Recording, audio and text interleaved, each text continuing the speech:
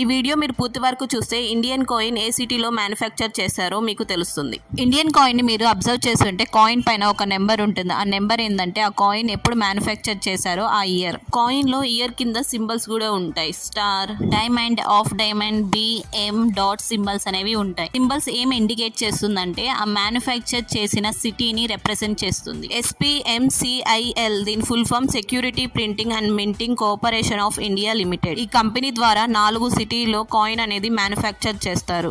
Mumbai, Hyderabad, Noida, Kolkata. Coin పైన diamond, BM అని symbol ఉంటే అది ముంబైలో మ్యానుఫ్యాక్చర్ చేస్తారు. కాయిన్ మీద స్టార్, ఆఫ్ డైమండ్ సింబల్ ఉంటే అది హైదరాబాద్ కి చెందిందని మీనింగ్. డాట్ సింబల్ ఉంటే అది నోయిడాలో మ్యానుఫ్యాక్చర్ చేశారని మీనింగ్. సింబల్స్ ఏం లేకుండా బ్లాంక్ గా ఉంటే ఇది కోల్కతాకి చెందిన కాయిన్ అని మీనింగ్. ఐ హోప్ ఇప్పుడు మీరు కాయిన్ చూస్తేనే ఈ కాయిన్ ఏ సిటీలో మ్యానుఫ్యాక్చర్ చేశారో చెప్పగలరు. ఇప్పుడు కనిపిస్తున్న కాయిన్ ఏ సిటీదో అని కామెంట్ చేయండి. ఈ వీడియో మీకు నచ్చినట్టయితే ప్లీజ్ సబ్స్క్రైబ్.